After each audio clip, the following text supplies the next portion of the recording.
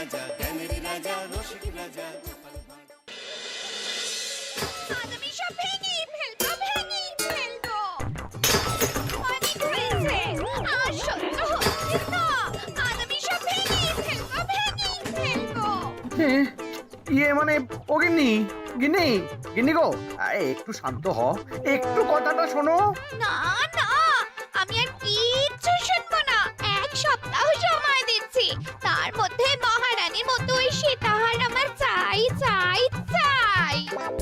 আহ, কিন্তু গিন্নি ওটার যে অনেক দাম, আমার কি আর মহারাজের মতো অত টাকা আছে বলো? এই শোনো, তোমার কি আছে আর কি নেই তা আমার খুব ভালো করে জানা আছে, বুঝলে? কিন্তু গিন্নি, একটা কথা কান খুলে শুনে রাখো, এবারে যদি তুমি ওই সীতাহার আমাকে গড়িয়ে না দাও, আমি তাহলে চিরদিনের মতো বাপের বাড়ি চলে যাব। এই এই আমি বলে দিলাম। আচ্ছা পড়ে পড়লাম আমি, কি যে করি। দূর, আর ভালো লাগে না।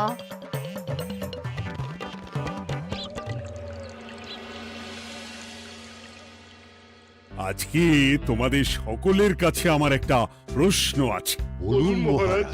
আচ্ছা, ধরো তোমরা যদি এ রাজ্যের লোক না হতে, অন্য কোনো রাজ্যের হতে, তাহলে তোমাদের কাছে কৃষ্ণনগর কেমন মনে হতো? মহারাজ, এক কথায় বলতে গেলে সমৃদ্ধ শক্তিশালী রাজ্য।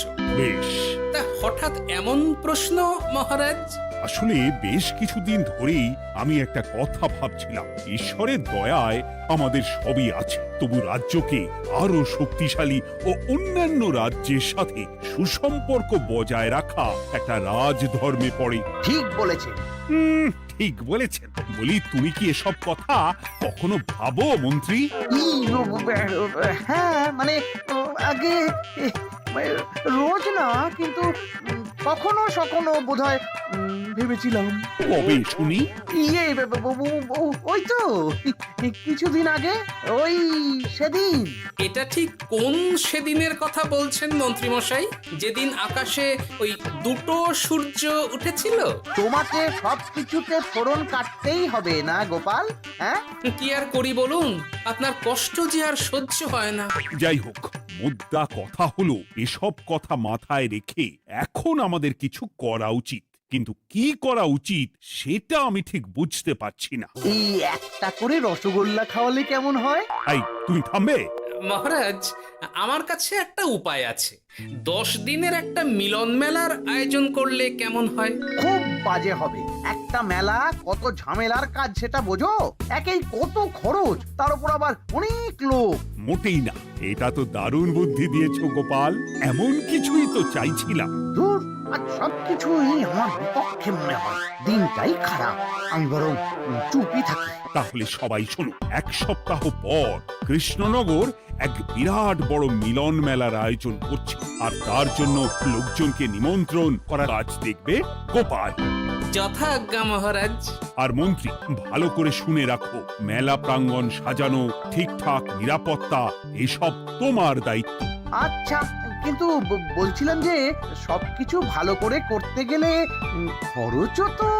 ওসব নিয়ে তোমাকে চিন্তা করতে হবে না। যত খরচই হোক আমাকে বলো, আমি দেব।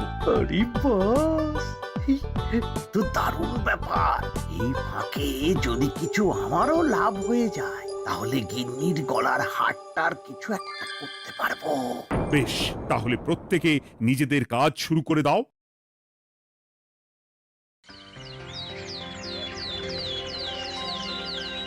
শোনো শোনো শোনো, 1 সপ্তাহ পর কৃষ্ণনগর মেলা প্রাঙ্গণে অনুষ্ঠিত হতে চলেছে 10 দিন ব্যাপী মিলন মেলা। সকল গ্রামবাসীকে এই মেলায় আসার জন্য আমন্ত্রণ জানানো হচ্ছে। শোনো শোনো শোনো।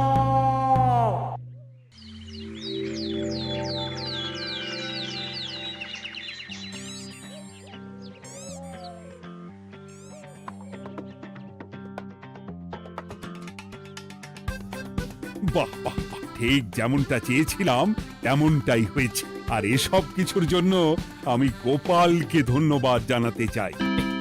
কি যে বলেন মহারাজ, এই কৃষ্ণনগর তো আমার নিজেরই পরিবার। সেসব আমরা খুব ভালো করেই জানি গোপাল। আদিক্ষেতা একেবারে উতলে পড়ছে, এসব দেখে গা জ্বলে যায়। তোমার এই এত ভালো বুদ্ধি দেওয়ার জন্য আমি তোমাকে 50টি স্বর্ণমোহর উপহার দিতে চাই। এটা কি হলো? এরকম হলে কিন্তু আমি খেলবো না। কেন মন্ত্রী, তোমার আবার কি হলো? আমিও তো মেলার আয়োজন করেছি, তাহলে গোপাল একা কেন উপহার পাবে? সে তো মেলার জন্য অনেকেই কাজ করেছে, কিন্তু আসল বুদ্ধিটা তো দিয়েছে গোপালই। মন্ত্রী মশাইয়ের বোধহয় খুব হিংসা হচ্ছে। ঠিক আছে মহারাজ, আপনি বরং এই উপহার সকলের সাথে ভাগ করে দিন। না গো, কোনো ভাগ চাই না, তোমার উপহার তুমিই রাখো। যত সব।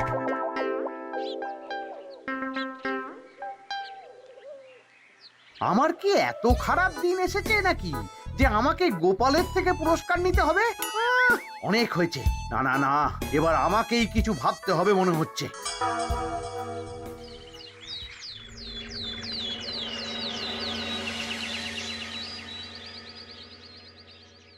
আমার আমার সব শেষ হয়ে গেল গো, সব শেষ হয়ে গেল। এবার এবার আমার কি হবে? মহারাজ, মহারাজ কিছু একটা করুন, মহারাজ কিছু একটা করুন। চিন্তা করো না, আমি দেখছি, যারা দোষী তারা শাস্তি পাবেই। কি শুরু হলো বলো তো হঠাৎ করে? এত বড় বড় চুরি ডাকাতি হয়ে গেল, অথচ কেউ কোনো টেরই পেল না। হ্যাঁ মহারাজ, আসলে রাতের বেলা যখন সবাই ঘুমিয়ে থাকে তখন এই চুরি ডাকাতিগুলো হয়, তাই কেউ কোনো শব্দ পায় না। ভালো করে অনুসন্ধান করো, যে বা যারা এই কাজ করছে তাদের যত তাড়াতাড়ি সম্ভব ধরে ফেলতে হবে, নইলে তো আমাদের প্রজাদের অনেক ক্ষতি হয়ে যাচ্ছে। হ্যাঁ মহারাজ, আপনি কোনো চিন্তা করবেন না। কোথায় আনন্দ করে সব প্রজারা মেলা ঘুরবে তা নয়, আবার এই উটকো ঝামেলা। একটা কথা বলছি, কিছু মনে করবেন না। আসলে এই ঝামেলার কারণ হলো গোপাল। আমি ঠিক জানতাম কোনো না কোনো ভাবে আপনি আমাকে দোষ দেবেন। সত্যি তো, এসবের সাথে গোপালের কি সম্পর্ক? ওরই তো সম্পর্ক আছে মহারাজ। মেলা শুরু হলো আর তার সাথে চুরি ডাকাতিও। আর যদি গোপাল মেলার বুদ্ধিটা না দিত তাহলে রাজ্যে এত চুরি ডাকাতিও বাড়তো না। মানছি মন্ত্রী মশাই, মেলার বুদ্ধিটা আমার, কিন্তু মেলার নিরাপত্তা রক্ষা তো আপনার দায়িত্ব ছিল। যদি মেলা থেকেই এই ঝামেলা শুরু হয় তাহলে তো আপনার কাজেও ফাঁক আছে। মুখ সামলে কথা বলো গোপাল। আহ, তোমরা একটু থামবে? এখন নিজেদের মধ্যে ঝামেলা করার সময় নয়। সবাইকে একসাথে কাজ করে আসল চোর ডাকাতদের ধরতে হবে, তারপর বোঝা যাবে কার দোষ ছিল আর কার নয়। আগে মহারাজ।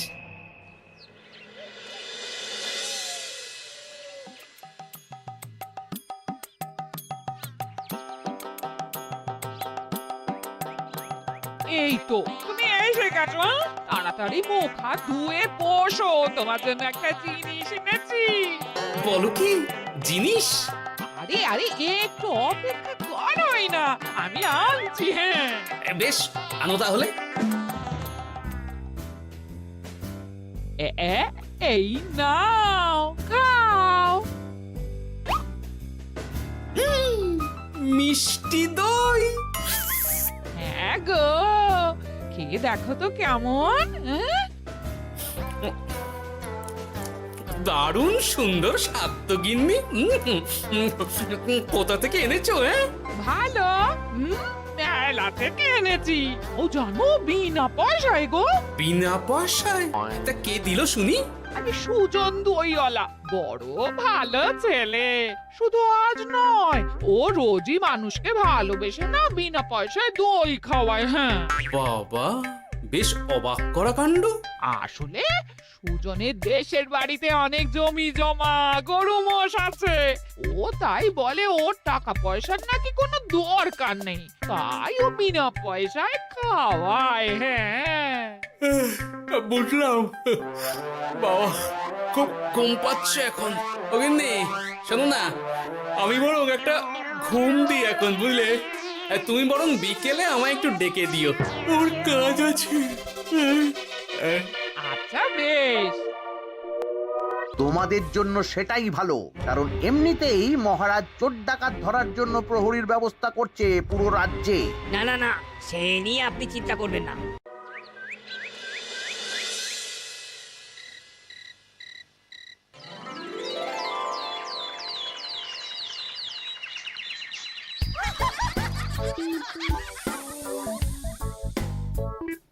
কই গো, ওরে আর কতক্ষণ ঘুম হবে? সকাল তো হয়ে গেল। সে কি গিন্নি, সকাল? তোমাকে যে আমি কতবার বললাম আমাকে বিকেলে ডেকে দেবে। তা বলি কবেকার বিকেল? গতকালে না আজকে? তোমার বুদ্ধিতে কি বলে গিন্নি? আমার বুদ্ধি নিয়ে কথা বলো, আগে নিজের ঘুমকে দেখো। গতকাল বিকেল থেকে ডেকে ডেকে গলা ব্যথা হয়ে গেল, কিন্তু ওনার ঘুম আর ভাঙে না। হতেই পারে না। পারে না? ওদিকে কাণ্ড দেখো, রাতের খাবার পর্যন্ত পড়ে আছে। হ্যাঁ, আজব কাণ্ড। যাই হোক, অনেক দেরি হয়ে গেছে বুঝলে, আমাকে এক্ষুনি রাজসভার জন্য বেরোতে হবে।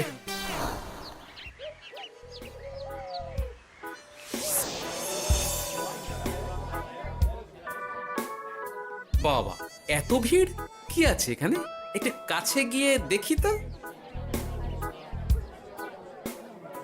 সত্যি সত্যি ভাই সুজন, তোমার হাতে জাদু আছে।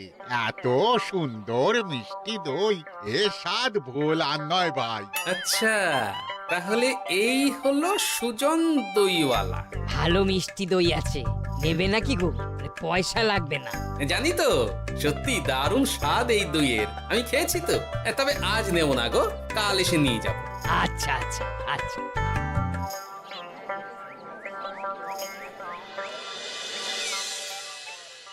আর কোনো নতুন খবর পেলে ওই ডাকাতদের ব্যাপারে? না মহারাজ, এখনো ঠিক ধরতে পারিনি। ওরা বোধহয় বুঝতে পেরে গেছে যে আমরা খোঁজ করছি। মহারাজ, আমার মাথায় একটা নতুন বুদ্ধি এলো। রাতের বেলা করে সব বাড়িতে পাহারা দেওয়া শুরু করলে কেমন হয়?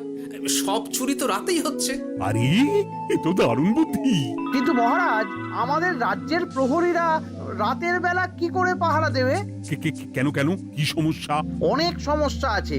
তাদের শরীর খারাপ হতে পারে, তার চেয়েও বড়, রাত জেগে থাকলে দিনে তারা সকলে ঘুমোবে, তখন পুরোটাই বেকার হবে। কিচ্ছু বেকার হবে না মন্ত্রী মশাই, আমাদের প্রচুর সেনা আছে, তাদের সকলকে দায়িত্ব ভাগ করে দিলেই হয়ে যাবে। তুমি বেশি বোঝো। গোপাল তো কিছু ভুল বলেনি মন্ত্রী, আমরা পাহারা বাড়াবো। আমি আজই সব সেনাদের সাথে কথা বলছি। সেনাপতি, তুমিও এ ব্যাপারটা একটু দেখো। যথাজ্ঞা মহারাজ।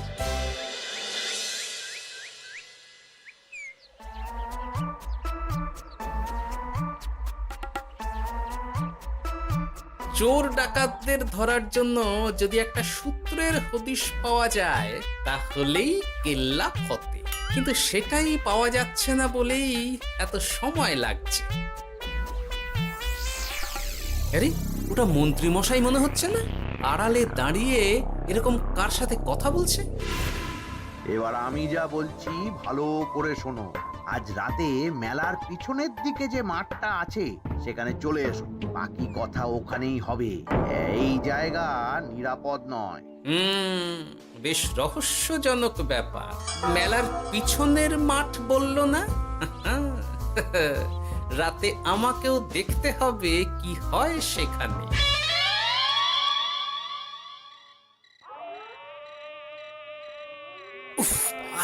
কি মশা রে বাবা, কখন থেকে দাঁড়িয়ে আছি, মন্ত্রী মশাইয়ের পাত্তা নেই কেন?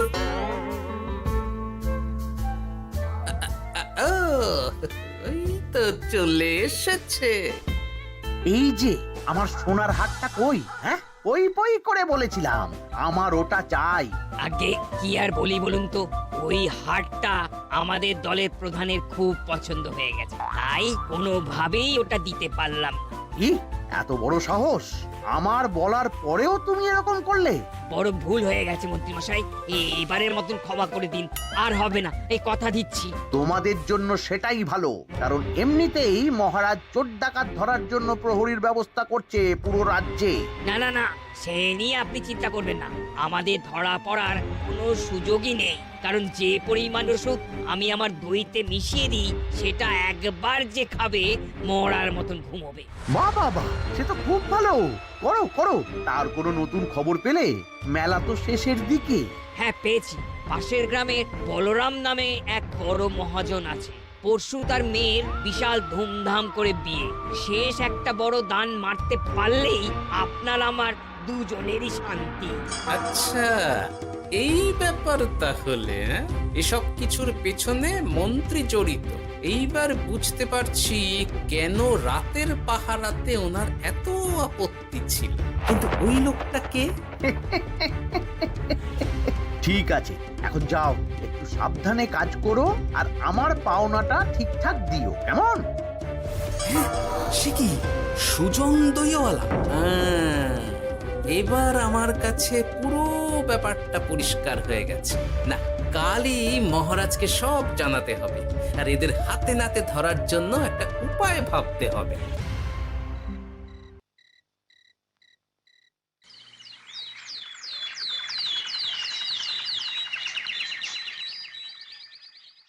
আরে এসো এসো, তোমার জন্যই তো অপেক্ষা করছিলাম। কি এমন জরুরি কথা আছে যে একান্তে দেখা করতে চাইলে? কোন মুখে বলি মহারাজ, সর্ষের মধ্যেই যখন ভূত তখন আর কি।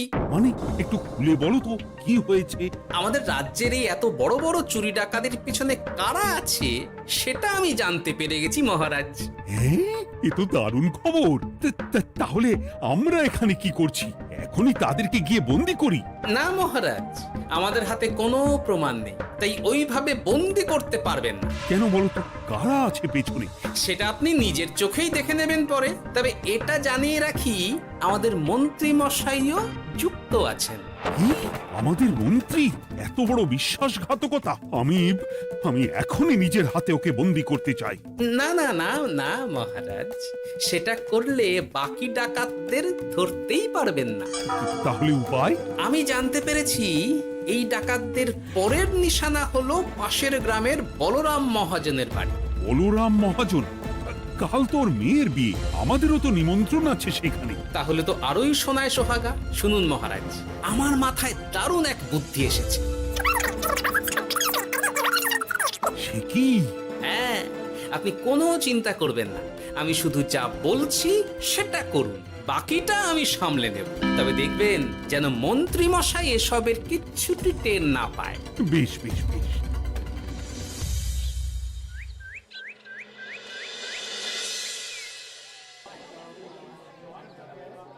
আর তো কিছুক্ষণ, এরপরেই তো সন্ধে নামবে। তোমার সবকিছু তৈরি তো? হ্যাঁ মহারাজ। আরে মহারাজ আর গোপাল কানে কানে এত কি কথা বলছে? আমাকেও জানতে হবে সেটা। ওই যে আসছে মরকটটা, আমার আর ওকে এক মুহূর্ত সহ্য হচ্ছে না। মনে হচ্ছে গুদুম গুদুম করে ওর মাথায় গাঁটটা মারি। শান্ত হন মহারাজ, দয়া করে শান্ত হন আর একটুখানি। তারপর আপনি মন্ত্রী মশাইয়ের সাথে যা ইচ্ছে করবেন। ওর আমি বরং অন্যদিকে যাই। মুখ দেখলেই আমার মাথাটা গরম হয়ে যাচ্ছে। সেই ভালো। কি হলো ব্যাপারটা? যাই হোক, আর তো কিছুক্ষণ, তারপর আমার বিশাল লাভ হবে। বরং ততক্ষণ আমি পেট পুজো করি।